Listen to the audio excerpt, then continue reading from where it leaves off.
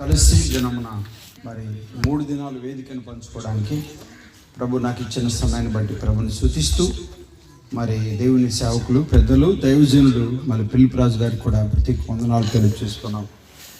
కోయిలగూడ ప్రాంతాన్ని మరి పీటర్ రాజు గారి ద్వారంగా మరి మనకి ప్రాంతాలు దర్శించాం, కానీ ప్రత్యేకంగా మీ ప్రాంతానికి రావడం చాలా సంతోషంగా భావిస్తున్నాను. చాలామంది దేవుని సేవకులు పెద్దలు దైవజనులు ఉన్నారు, వారికి కూడా ప్రత్యేక వందనాలు తెలియజేస్తున్నాం.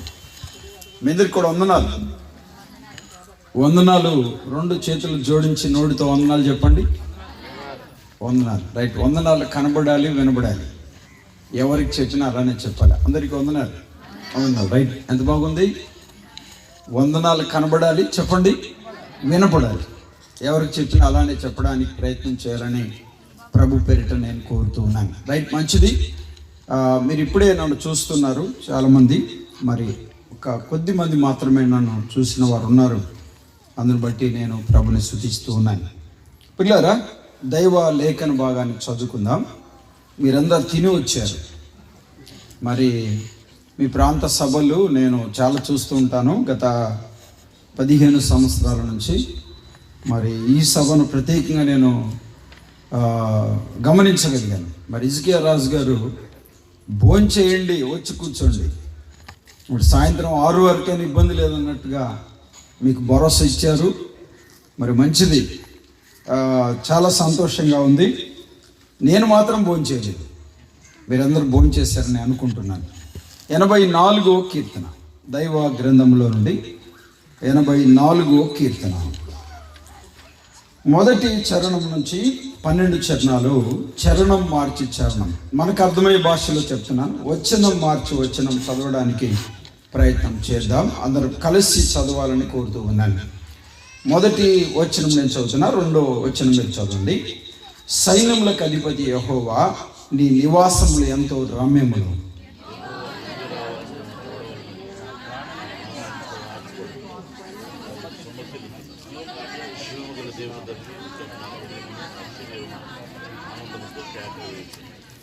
సైన్యములకు అధిపతి యెహోవా, నా రాజా, నా దేవా, నీ బెలిపీఠం యొద్దనే పిచ్చుకలకు నివాసం దొరికెను.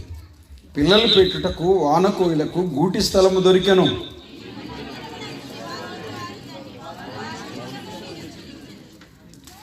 నీ వలన బలమునందు మనుషులు ధన్యులు, యాత్ర చేయు మార్గంలో వారికి అతి ప్రియములు.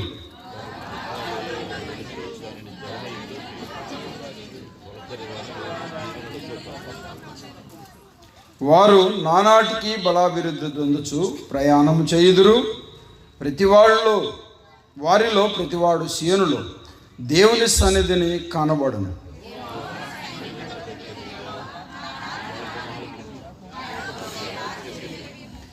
దేవా, మా కీడమా దృష్టించుము, నువ్వు అభిషేకించిన వారి ముఖములను లక్షింపకము.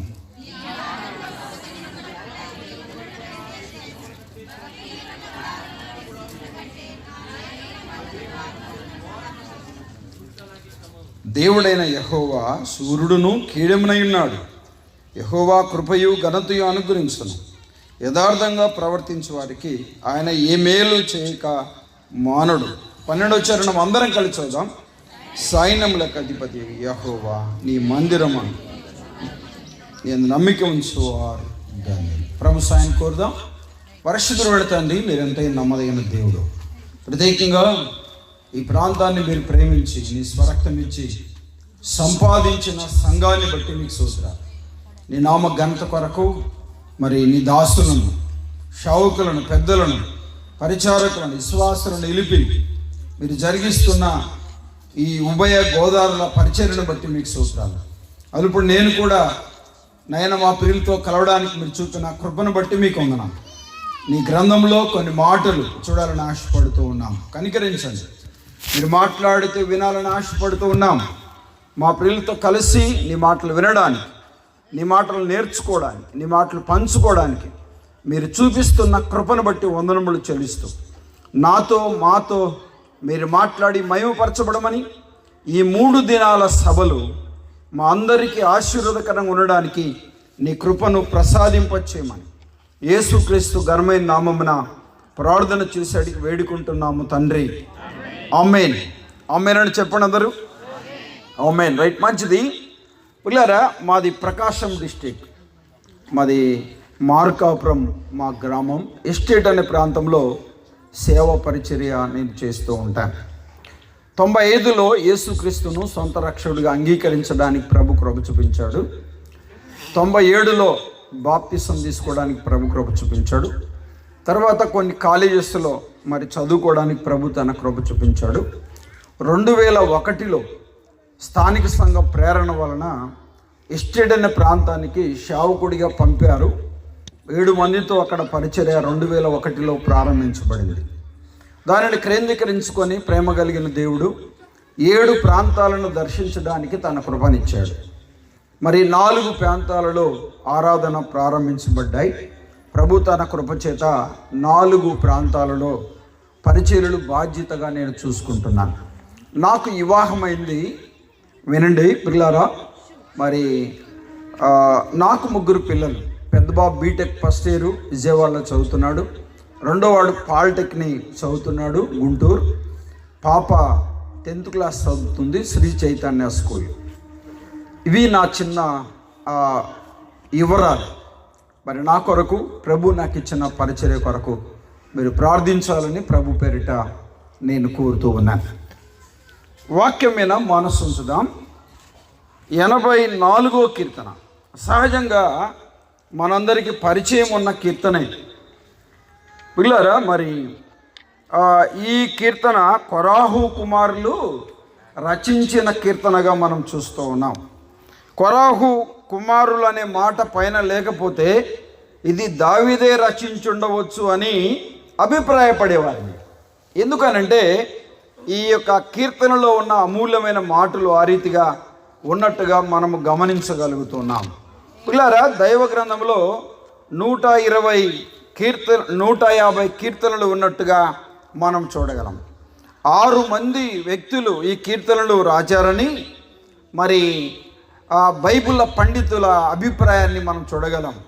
దావీదు రచించాడు, కొరాహు రచించాడు, మోసే రచించాడు, ఆసావు రచించాడు, సలోమోన్ రచించాడు, యోతాను అనబడిన వారు 6 మంది 150 కీర్తనలు రచించారని మనం చరిత్ర ఆధారంగా ఈ యొక్క పైన కీర్తన పై భాగంలో ఉన్న ఫుట్నోట్ ఆధారంగా కూడా మనం చూడగలం.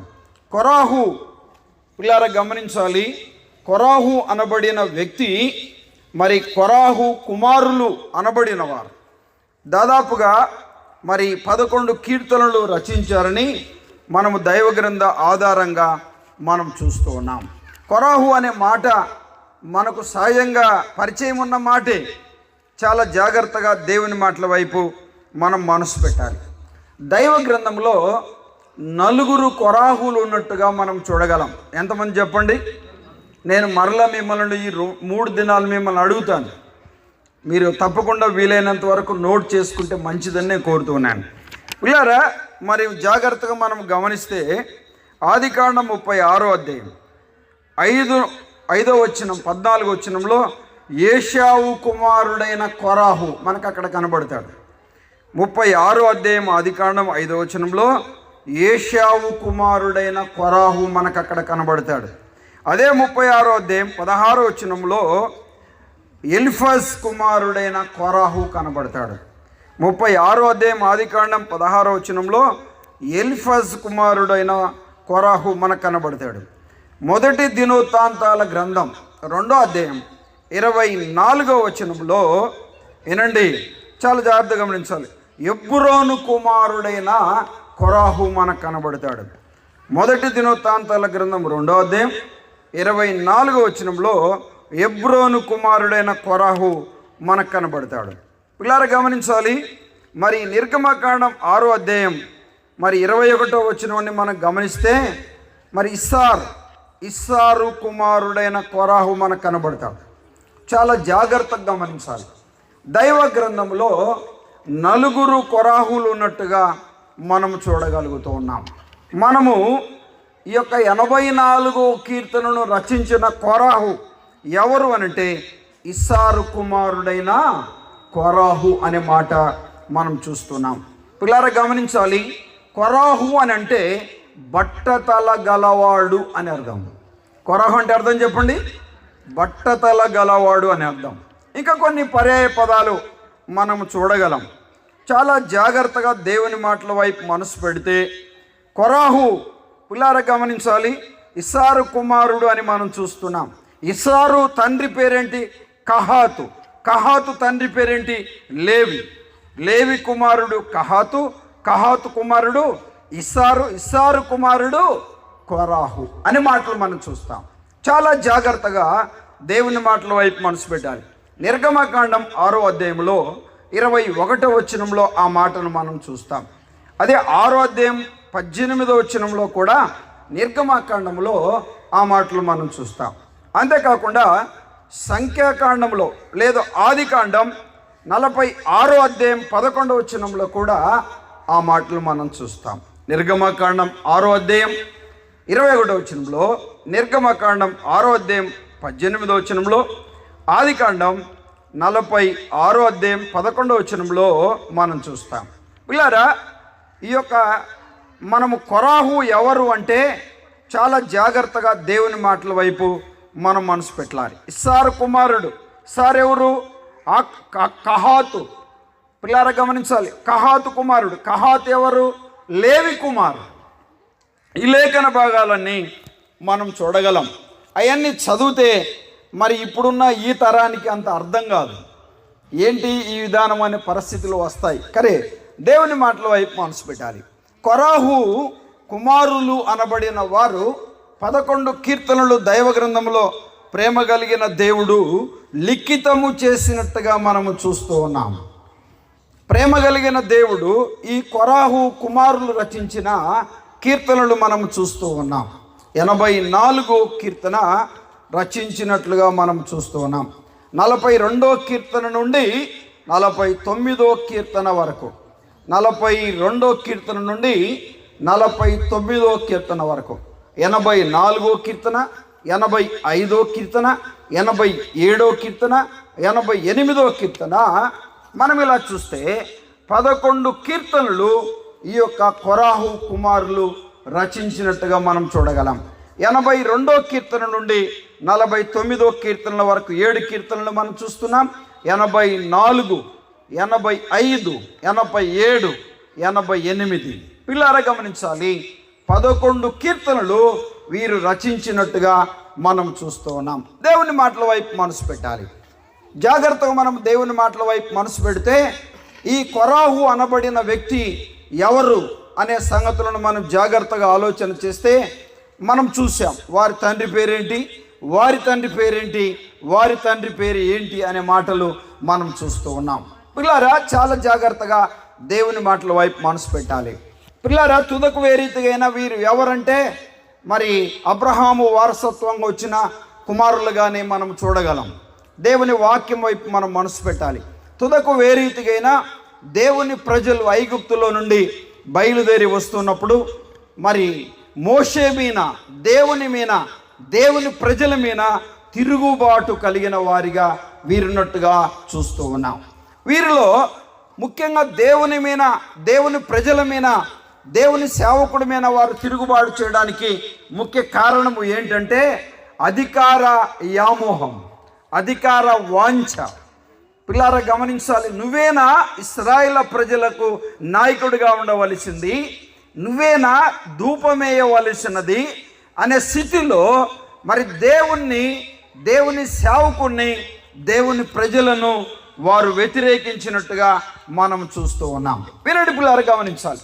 సంఖ్యాకాండంలోనికి రండి, ఒక మాట దేవుని లేఖన భాగాన్ని చదువుదాం. 16వ అధ్యాయం. ఎవరైనా సోదరులు ఒకరు మైక్లో చదివితే మంచిది అని ప్రభు పేరిట నేను కోరుతూ ఉన్నాను.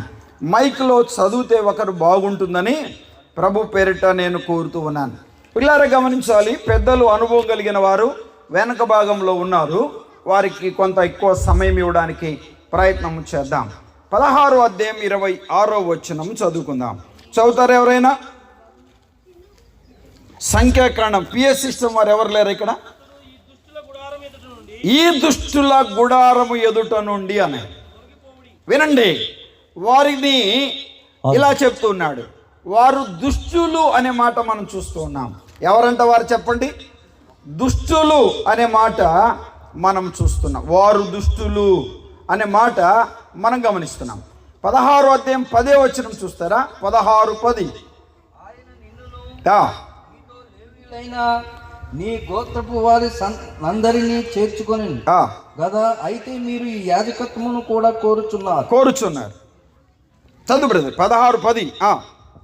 ఇందు నిమిత్తము నీవును నీ సమస్త సమాజమును యెహోవాకు విరోధముగా పోగై ఉన్నారు. వినండి, వారు విరోధంగా ఉన్నవారు, వారు పోగైన వారు, వారు దుష్టులు. వారెవరంట చెప్పండి? వారు దుష్టులు. అంతేకాదు వారు విరోధంగా ఉన్నవారు, అంతేకాదు వారు పోగుగా ఉన్నారు, వారు ఒక ప్రత్యేకంగా ఉన్నారు. వినండి పిల్లారా, గమనించాలి. 16వ అధ్యాయంలోనే 26వ వచనం చదువుతారా? 26వ వచనం. అతడు ఈ దుష్టుల గుడారముల యొద్ద నుండి తొలగిపోవుడి, మీరు వారి పాపములన్నిటిలో. వినండి, వారు పాపులు అనే మాట చూస్తున్నాం. పాలువారై. వినండి చాలండి అన్నమాట. వారెవరంట? దుష్టులు. వారెవరు? విరోధులు. వారెవరు? పోగుగా ఉన్నవారు. వారెవరు? పాపులు అనే మాట చూస్తున్నాం.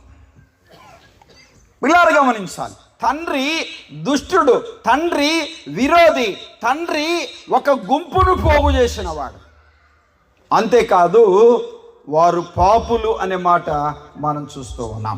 26వ అధ్యాయం 9వ వచనం చూస్తారా? 26:9 సంఖ్యాకాండం 26వ అధ్యాయం 9వ వచనం. కొరాహు కుమారులు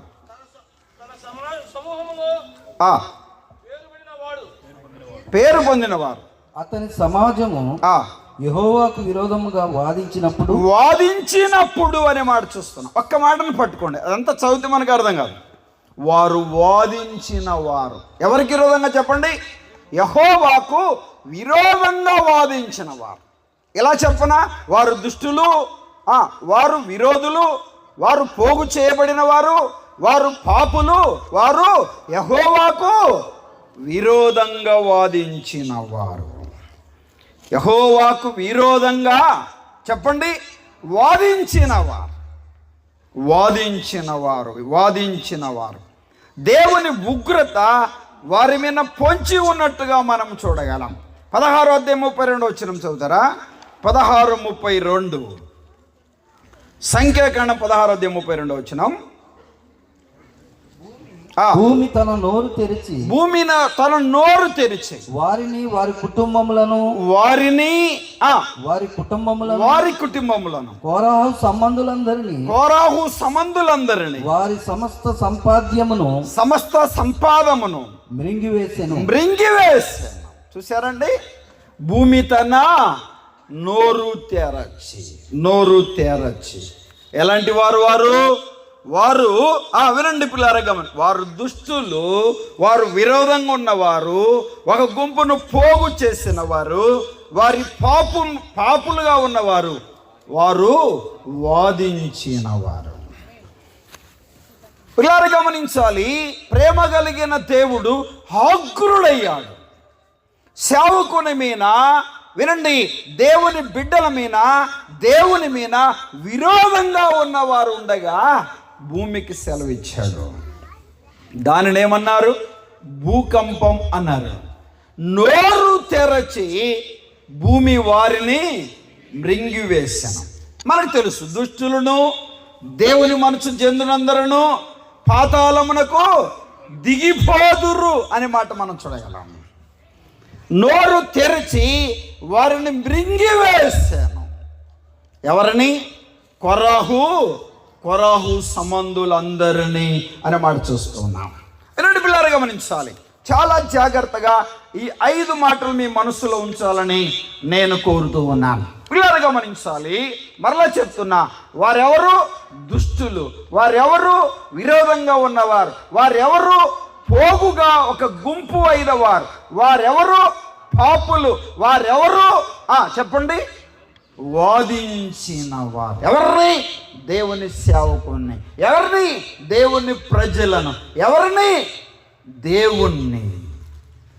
భూమి నోరు తెరిచి వారిని మృంగి వేసినట్టుగా మనం చూస్తున్నాం. ఇంకా చాలా సంగతులు అక్కడ రాయబడి ఉన్నాయి, కానీ మనం ఆయన చూడడానికి సమయంలో దాడిపోదాం. సంఖ్యాకాండం 26వ అధ్యాయం 11వ వచనం చదువుతారా? 26:11. అయితే కోరాహు కుమారులు చావలేదు. అండర్లైన్ చేస్తారన్నమాట. అయితే కోరాహు కుమారులు చావలేదు. ఎంత అద్భుతమైన మాట అండి. వారి తండ్రి ఎలాంటి వాడు? దుష్టుడు. ఎలాంటి వాడు? విరోధి. ఎలాంటి వాడు? పాపులు. పాపంలో జీవిస్తున్నవారు. ఎలాంటి వారు? పోగు చేయబడిన వారు. ఎలాంటి వారు? వాదించిన వారు. తండ్రి నడిచిన మార్గమున నడవలేదు. పిల్లలు గమనించాలి.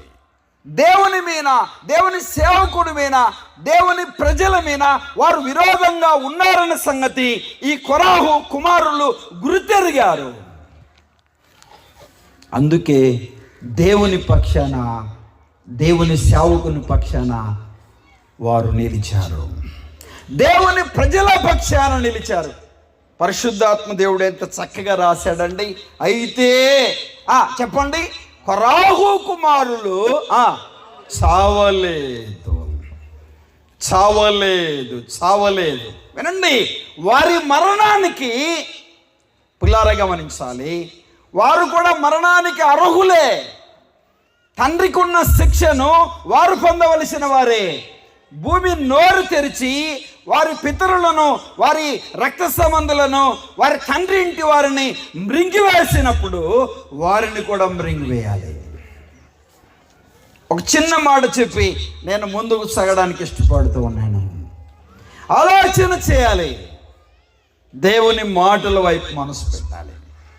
వారు సజీవులుగానే వారు పాతాళమునకు దిగిపోయారు. ప్రాణముతోనే వారి భూగర్భములోనికి దిగిపోయారు.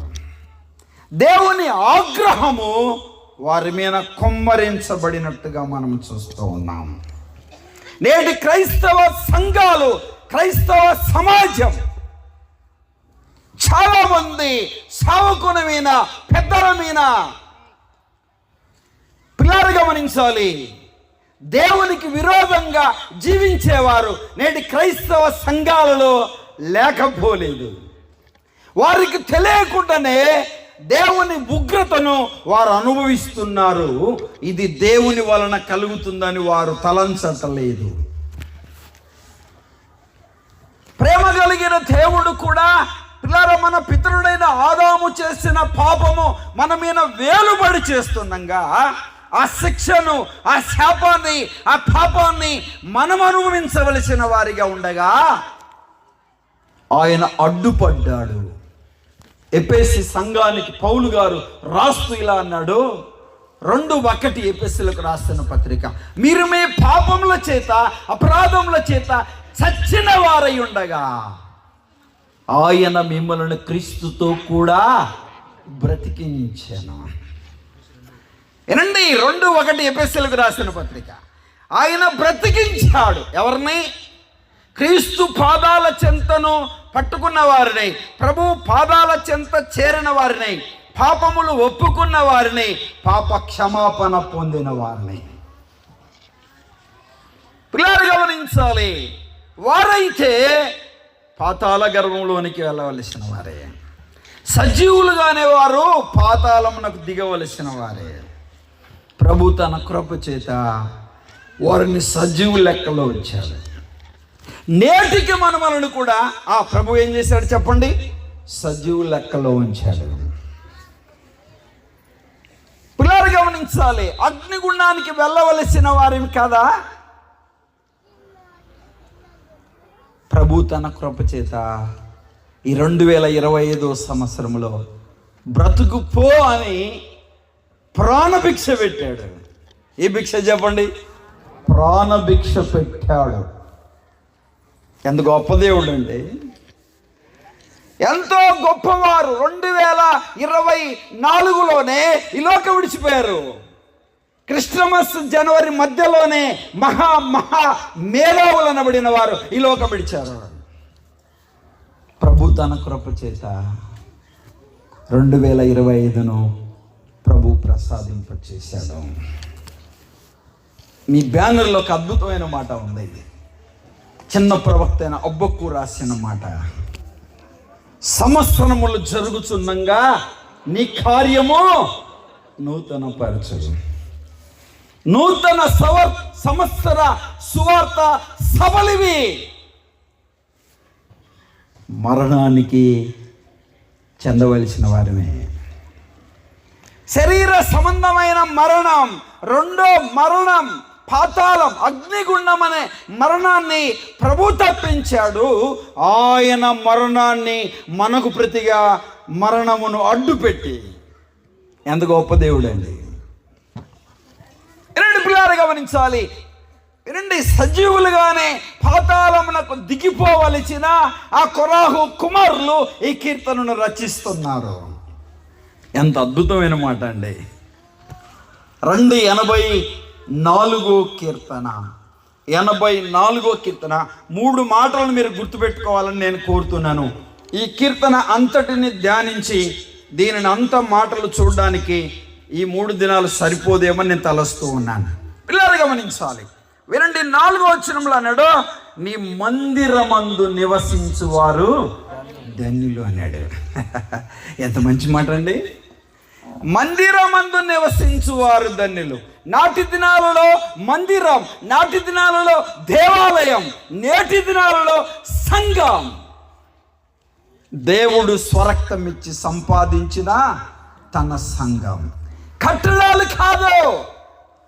ప్రభువు శరీరధారిగా ఉన్నప్పుడు పిల్లారా గమనించాలి. మోషే గొప్పవాడు, అహరోను గొప్పవాడు, సొలొమోను గొప్పవాడు, దేవాలయము గొప్పది అని చెబుతూ ఉన్నప్పుడు ఇలా చెప్పాడు ప్రభు, దేవాలయము కంటే గొప్పవాడు మన ప్రభు అయినా యేసుక్రీస్తు. నేటి సంఘాలలో దేవాలయానికి, మందిరానికి ఉన్న ప్రాధాన్యత చాలా చాలా చాలా గొప్పది. సంఘానికి లేని ప్రాధాన్యత మందిరానికి ఉంది. చక్కటి మందిరం ఉండటం తప్పు కాదు, కట్టుకోవడం తప్పు కాదు, చక్కగా నిర్మించుకోవడం తప్పు కాదు. కానీ మందిరము కంటే విలువైనది దేవుని సంఘం. చాలా ప్రాంతాలలో మందిరాలు ఉన్నాయి కానీ దేవుని సంఘం లేదు. చాలా దుఃఖకరమైన సంగతి. ఆలోచన చేయాలి. నా ప్రియ దేవుడి బిడ్డలారా, ఆలోచన చేయాలి. ఇలా అంటున్నాడు భక్తుడు, మా తండ్రి దుష్టుడయ్యా, మా తండ్రి పాపి అయ్యా, మా తండ్రి వాదించిన వాడయ్యా, మా తండ్రి వ్యతిరేకంగా జీవించిన వాడయ్యా. పిల్లారా గమనించాలి. పోగు చేసిన వారు, వాదించిన వారు, కానీ మమ్మలను నీ మందిరము యొద్ద చేర్చావే, అది గొప్ప సంగతి. మందిరాన్ని గురించి ఎంత చక్కగా రాస్తున్నారండి. 84వ కీర్తన 10వ వచనం చూస్తారా? 10వ వచనంలో, నీ ఆవరణములో ఒక దినము గడుపుట, నీ ఆవరణములో, నీ సంఘములో ఒక్క దినము గడుపుట ఈ దినముల కంటే శ్రేష్టం. అబ్బా, ఎంత మంచి మాట అండి. ఒక్క దినము గడుపుట. ఓ మాట ఇలా చెప్పనా, ఒక్క దినము కాదు, 1 గంట గడిపితే ఈ గంటల్లాగా ఉంటుంది కొంతమందికి. మందిరములో కూర్చుంటే, కొంతమందికి మందిరంలో కూర్చుంటే మెడల నొప్పులు వస్తాయి. ఏమొస్తాయి చెప్పండి? మెడల నొప్పులు అంటే ఏంటి చెప్పండి? పొద్దు టైంకి వెళ్ళి దొత్తుంటాడు, మనుషులకి వెళ్ళి దొత్తుంటాడు, టైంకి వెళ్ళి దొత్తుంటాడు, చావుకుడికి వెళ్ళి దొత్తుంటాడు. కొంతమంది వారు వేసుకున్న వస్త్రాలలో ఒక పెద్ద బల్లి పారాడినట్టుగా ఉంటుంది, నిమ్మలం కూర్చోరిక. అలాగంటాం, ఇలాగంటాం, ఇంక ఎట్లెట్లో రకరకాల విధానం చేస్తూ ఉంటారు. మేము చదువుకునేటప్పుడు ఒక ఆయన ఒక మాట చెప్పాడు. సాతానుకు 3 కుమారులు ఉన్నారంట. ఒకడు రాడు, యాడికి మందిరానికి రాడు. ఒకడు వస్తాడు కానీ ఉండడు అన్నాడు. అంటే వారు ఇక్కడ ఉంటారు, వారి మనుషులు ఇక్కడ ఉండవు. మూడో వాడు వినడు, వస్తాడు కానీ వినడు. కొంతమంది బైబిల్ ఇక్కడ పెడతారు, అక్కడక్కడక్కడక్కడ తిరుగుతూ ఉంటారు. భోజనం కాడ, వంటల కాడ, బయట వ్యవహారాలు చేయడం, సెల్ ఫోన్ తీసుకెళ్ళడం, మాట్లాడడం, అంత అయిపోయిన తర్వాత వచ్చి వందనాలు చెప్పి బైబిల్ సంఖ్యలు పెట్టుకొని వెళ్తారు. ఇరటి పిల్లలు కావాలి సార్. సాతానుకు ముగ్గురు కుమారులు, ఒకడు రాడు, ఒకడేమో వినడు, ఒకడేమో చెప్పండి ఉండడు. మనం ఏ బ్యాచ్కి చెందిన వారిని? దేవుని మాటల వైపు మనసు పెట్టాలి. నా ప్రియ తల్లిదండ్రులారా, నీ ఆవరణములో ఎంత మంచి మాట అండి. నీ మందిరం, నీ ఆవరణం, నీ సన్నిధి. 2వ అధ్యాయం 1వ వచనం చదువుతారా? 2వ అధ్యాయం 1వ వచనం. యెహోవా మందిరము చూడవలనని. మా ఏం చూడాలని చెప్పండి? యెహోవా మందిరము చూడాలి.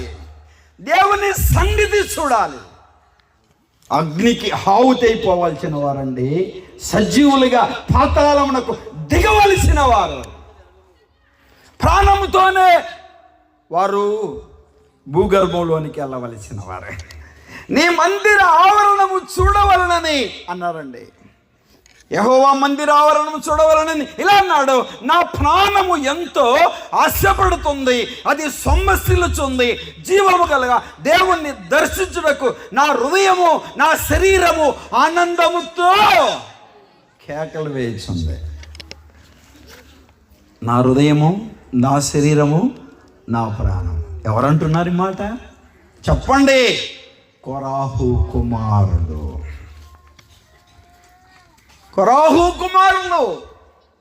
తన పితరుల జీవితాన్ని తలపోసుకొని ప్రభు పాదాల చెంత చేరి కీర్తనల రూపంలో నేటి క్రైస్తవ సంఘానికి వారి అనుభవాలను లిఖిత రూపముగా పరిశుద్ధాత్మ దేవుడు దైవ గ్రంథములో లిఖించాడు. కొరాహు కుమారుల కీర్తన దైవ గ్రంథంలో ఉండటం ఏంటండి? వారు కీర్తనలు రాయడం ఏంటండి? వారేంటి? చాలామంది అంటారా, రే తండ్రి నడిచిన మార్గంగా నడువురా, తండ్రి చెప్పినట్టినరా అంటారు కదా. దినవృత్తాంతాల గ్రంథంలో మనం చూడగలం. 22వ అధ్యాయంలో 1-2వ వచనంలో అతన్ని తల్లి వానికి దుర్మార్గంగా ప్రవర్తించుటకు నేర్పించుచు వచ్చాను. దుర్మార్గంగా ప్రవర్తించుటకు నేర్పించుచు వచ్చాను. దైవ గ్రంథం ఎంత చక్కగా చెప్తా ఉంది. నా ప్రాణము, నా ఆత్మ, నా శరీరము ఆనందముతో కేకలు వేస్తా ఉంది. ఎంతగా వర్ణించారండి ప్రభువుని. ఆత్మ సంబంధమైన అనుభూతిని పొందారు, ఆనందాన్ని పొందారు, సంతోషాన్ని పొందారు. రండి 84వ కీర్తన 3వ పేర చదువుతారా? 3వ పేర. యెహోవా నా రాజా, నా దేవా, నీ బలిపీఠం ఎద్దని. దేనికంట? పిచ్చుకలకు నివాసం ఉందయ్యా నీ బలిపీఠం ఎద్ద. నా దేవా, నా రాజా, నీ బలిపీఠం యొద్ద, నీ సన్నిధిలో, నీ మందిరములో, నీ సంఘములో. ఏమ్మా ప్రార్థనకు రాలేదంటే? కళ్ళు తిరుగుతున్నట్టుండి, తల తిరుగుతున్నట్టుండి, జ్వరం వచ్చినట్టుండి రాలే. జ్వరం మోసపోమాకండి. దేవుడు ఎక్కిరించబడ్డాడు. దేవుడు కాళ్ళు ఇచ్చాడు, నోరిచ్చాడు, చెవులిచ్చాడు, కళ్ళు ఇచ్చాడు, ఆరోగ్యం ఇచ్చాడు. నీ ప్రాణం, నీ శరీరం, నీ ఆత్మ ఆనందముతో దేవుని సన్నిధిలో అనుభూతిని పొందాలి.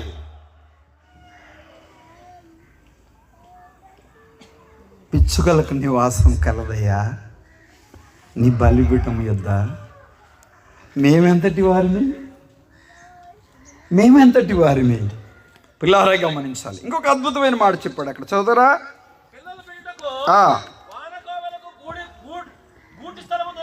దొరికాను చూసాను. నీ మందిరమందు నివసించువారు, మందిరమందు నివసించువారు ధన్యులు. పిల్లలు గమనించాలి. చూడండి, 84వ కీర్తనలోనే 10వ వచనములోనే 3వ పేర చదవండి. 3వ పేర నా దేవుని మందిరం ద్వారమునొద్ద. 84వ కీర్తన 10వ వచనం 3వ పేర. అంటే పేర అంటే వినండి ఒక మాట, మొదటి లైన్, రెండో లైన్, మూడో లైన్ అన్నట్టు చదవండి. 84 కీర్తన 10వ వచనం. బ్రదర్ వినండి, మనందరం బైబిల్ తెలిసిన వారమే, తప్పుగా కన్ఫ్యూజ్ మీరు కావద్దు, నన్ను కనిపించేది. భక్తిహీనుల గుడారంలో నివసించుట కంటే దేవుని మందిరపు ద్వారము యొద్ద నివసించుట నాకు ఇష్టం. ఏమ్మా, మందిరంలోనా మందిరము ద్వారంలోనా? తండ్రి ఎవరు? భక్తిహీనుడు. నా తండ్రి భక్తిహీనుడు. నా తండ్రి గుడారములో నివసించుట కంటే మందిరపు ద్వారము యొద్ద. బా, ఎంత మంచి మాట అండి. దేవా, నీ ఆవరణములో ఒక్క దినము గడుపుట 1000 దినముల కంటే శ్రేష్టం. భక్తిహీనుల గుడారములో నివసించుట కంటే. నా తండ్రి పాపి, నా తండ్రి వాదించినవాడు, విరోధంగా ఉన్నవాడు, పోగు చేసినవాడు, దుష్టుడు, పాపి. ఆ గుడారంలో నేను నివసించకూడదు. నీ మందిరము లోపలికి వచ్చే అర్హత లేకపోతే మందిరపు ద్వారము యొద్దుట ఉండుట నాకు ఇష్టం, ఇష్టం, ఇష్టం అండి అన్నాడు. ద్వారము యొద్ద ఉంటే అక్కడ జరిగే ఆరాధనలు, ఆ పాటలు, ఆ ప్రార్థనలు, ఆత్మ సంబంధమైన కార్యక్రమాలు నా చెవులు వినబడతాయి. నా కళ్ళతో చూస్తాను, అనుభూతిని పొందుతాను. నేను మందిరం ఎదుట ద్వారము యొద్ద ఉండిన నా శరీరము, నా ఆత్మ, నా ప్రాణము ఆనందంతో కేకలు వేస్తుంది. ఎవరి కుమారులు చెప్పండి? కొరాహు కుమారులు. దేవుని మాటల వైపు మనసు పెట్టాలి. అయితే చెప్పండి, కొరాహు కుమారులు చావలేదు, చావలేదు. అయితే నీవు నేను చెప్పండి చావలే. చెప్పండి అన్నమాట. చెప్పండి మా తల్లులారా. మా భాష కొంత వేరుగా ఉంటుంది. ఈ 3 రోజులు అర్థం చేసుకుంటే మీకు అర్థమవుతాయి. మా బాధ, బోధ మీకు అర్థం కావాలనేది మా బాధ.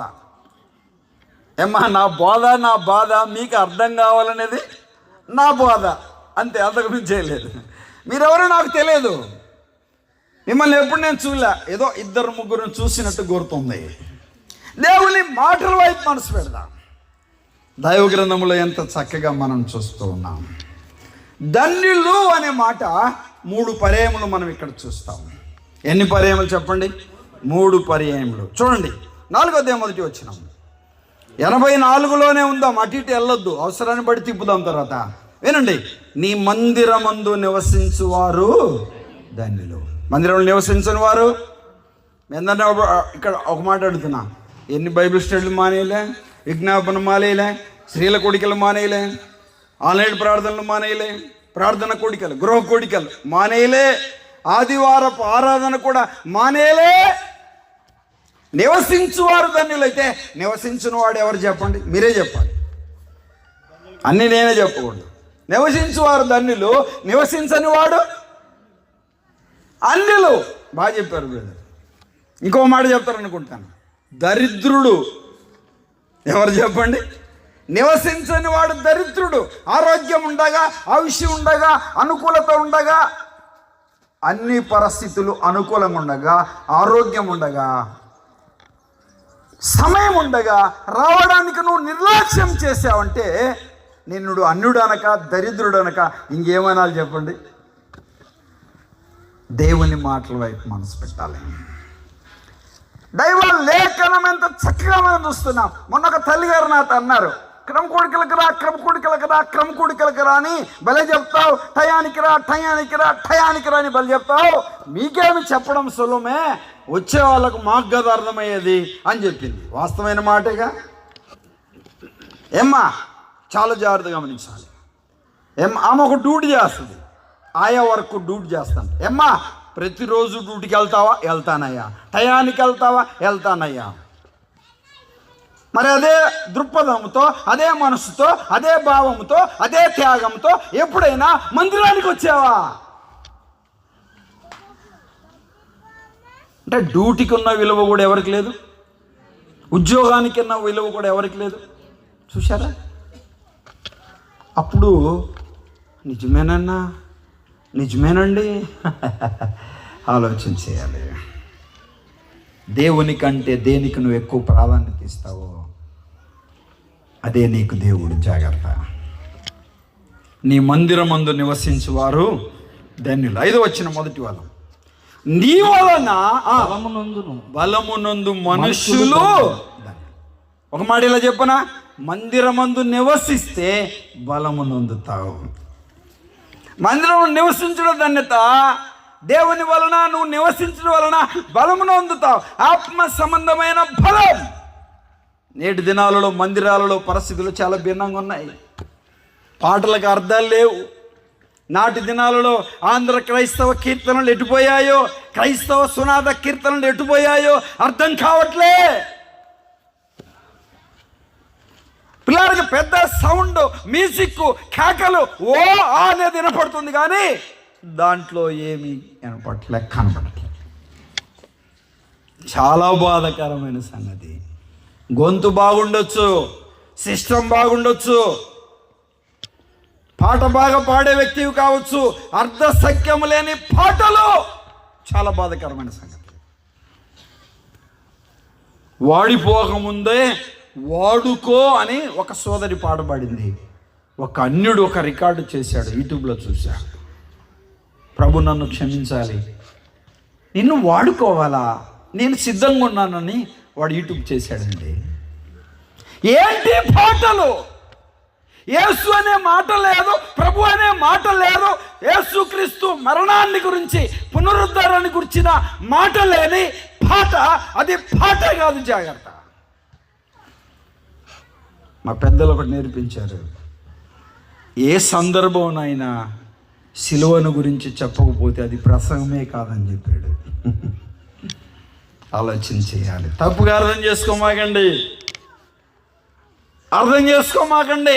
నా ప్రియ తల్లిదండ్రులారా, పాట అంటే ఏంటి? వాక్యమేనండి. వాక్యమే పాట. పాటే చెప్పండి, వాక్యం. వాక్యముల్లో నుండి వెలువడిందే పాట. పాట వింటుంటే విన్నవారు హృదయాలు కరిగిపోవాలి, అర్థాన్ని గ్రహించాలి, సత్యాన్ని తెలుసుకోవాలి, ప్రభువుని తెలుసుకోవాలి, దైవత్వాన్ని తెలుసుకోవాలి, ప్రభు మరణాన్ని తెలుసుకోవాలి, ప్రభు పునరుద్ధాన్ని తెలుసుకోవాలి, ప్రభు ప్రేమను తెలుసుకోవాలి. అది కాదు దేవుని వలన బలం పొందుతా అంటే, నీ వలన బలమునందు మనుషులు ధన్యులు. రండి 12వ చరణం. సైన్యములకు అధిపతి యెహోవా. 12వ వచనం 84:12. సైన్యములకు అధిపతి యెహోవా నీ యందు నమ్మిక ఉంచువారు ధన్యులు. ఎవరు రాస్తున్నారు ఈ మాట? కొరాహు కుమారులు. 3 ధన్యతల గురించి ఇక్కడ రాశారు. ఒకటేంటి? నీ మందిరమందు నివసించువారు ధన్యులు. 2, నీ వలన బలమునందు మనుషులు ధన్యులు. 3, నీ యందు నమ్మిక ఉంచువారు ధన్యులు. దేవుని వలన బలం ఎక్కడ నొందుతావు? దేవుని సంఘములో. దేవుని యందు నమ్మకం ఎక్కడ కలుగుద్ది? దేవుని సన్నిధిలో. అప్పుడే నీవు చెప్పండి, ఎవరిగా పిలువబడతావు? Blessed man. ధన్యుడిగా పిలువబడతావు. కొరాహు కుమారులు అనుభవపూర్వకంగా పలికిన మాటలు. యవనస్తులు తండ్రి నడతను బట్టి, తండ్రి విధానాన్ని బట్టి ఆలోచన చేశారు. రే, అందరూ వస్తుంటే మీరు రారేంటిరా మా పక్షేనా? చిన్నోడా పెద్దోడా రండ్రా అన్నట్టు చెప్పాడేమో. వారి తండ్రి మెల్లగా వినండి, మోషే గుంపులో చేరిపోయారు. మేము రాము అని చెప్పారు. ఎంత అద్భుతమైన మాట అండి. అయితే కొరాహు కుమారులు చావలేదు. చెప్పండి, అయితే కొరాహు కుమారులు చావలేదు. వారి జీవిత అనుభవాలలో నుండి పరిశుద్ధాత్మ దేవుడు రాయించిన ఈ యొక్క అమూల్యమైన మాటలు 11 కీర్తనలు పైన పుట్టినోట్లో కొరాహు అనే మాట కనబడకపోతే ఇది దావీదు కీర్తన అని మనం అనుకోవాలి. దావీదు ఎలాగా దేవుణ్ణి ప్రేమించాడు, దేవుని సన్నిధిని ప్రేమించాడు, దేవుని మందస్సాన్ని ప్రేమించాడు, అదే రీతిగా కొరాహు కుమారులు కూడా దేవుని సన్నిధిని, దేవుని మందిరాన్ని ప్రేమించారు. తలలో ఉంచండి, కళ్ళు మూయండి. దేవుని దాసులకు సమయం ఇద్దాం, తిరిగి ముందుకు సాగుదాం. ఎవరు మౌనంగా ఉండొద్దు. ఒక్క నిమిషం ఆలోచన చేద్దాం. నిజమేనాయన, మేము కూడా కొరాహు వలె జీవిస్తున్న వారిమే, కొరాహు వలె బ్రతుకుతున్న వారిమే. ఆయన మేము విరోధంగా ఉన్నవారిమే, వాదించిన వారిమే, దుష్టులం, పాపులం, ఒక గుంపుగా చేరాం. దేవుని సంఘానికి, దేవుని సేవకులకి నీకు విరోధంగా బ్రతికిన వారిమే. మమ్మల్ని రక్షించావు, నీ కృపలో ఆదుకున్నావు.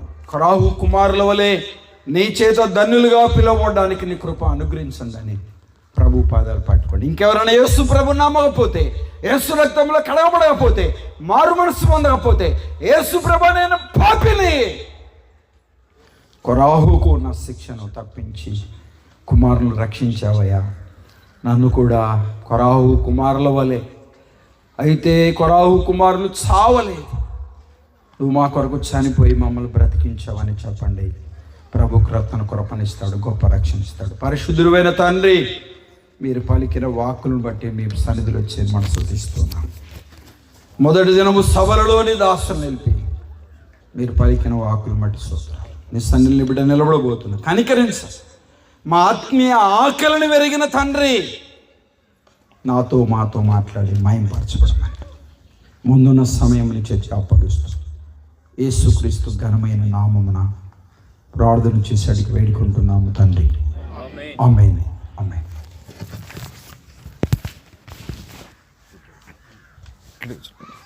దేవుని పరిశుద్ధ నామ స్తోత్రాలు. దైవ సేవకులు రాజ్ కుమార్ గారు చాలా బలమైన వర్తమానాన్ని మనకి ఉదయకాల సమయంలో, మధ్యాహ్న కాల సమయంలో మనందరికీ చాలా చేతగా కుమార్ గురించి మనం చాలా విపులంగా కొన్ని భావాలు అర్థం చేసుకుంటూ ఎన్నో వస్తున్నాం. కానీ దినాన దైవ సేవకుల ద్వారా చక్కని వర్తమానం విన్నాం. అందుని బట్టి స్థితిన్నాం. ఈ మొదటి కూడికలో మొదటి ప్రసంగం ప్రియులు ఎంతో చక్కగా మనం వివరించిన దాన్ని బట్టి అలాగే ఇప్పుడు కానుకలు సమర్పించుకున్నారు. రెండో ప్రసంగానికి ముందుగా ఈ కానుకలకు సమర్పించుండగా పూష గారు ర్యాలీ నుంచి వచ్చేటువంటి వారు పాట పాడవలసిన ప్రేమతో వస్తారు. వారు పాట పాడుతుండగా దైవ సేవకులు కానుకలను సేకరించవలసిందిగా వారి ప్రేమతో ఆహ్వానిస్తున్నాను. మూష గారు కోరుతున్నాను. కానుకలు సిద్ధం చేస్తున్నాం. సంతోషంగా కానుకలిద్దాం. దయచేసి సతీష్ గారు, సోమరాజు గారు కానుకలు సేకరించవలసింది.